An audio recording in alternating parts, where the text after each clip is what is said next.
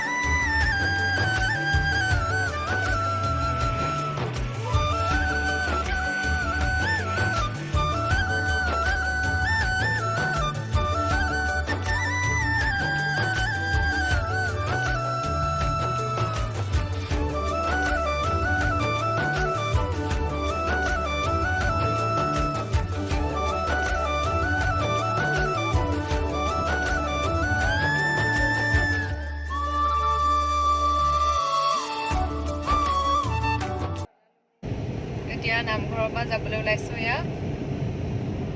ইমান গৰম আজি, একদম ল'ৰা শুই গ'ল আৰু গৰমতে। নামঘৰৰ পৰা যাওঁগৈ আৰু সোনকালে, গৰমো বহুত বেছি। কি পাৰিলোঁ আপোনালোকলৈ আগবঢ়াম। ঠিক আছে, যদি মোৰ ভিডিঅ'টো চাই ভাল পালে মোৰ চেনেলটো প্লিজ লাইক কৰিব, শ্বেয়াৰ কৰিব আৰু ছাবস্ক্ৰাইব কৰিব।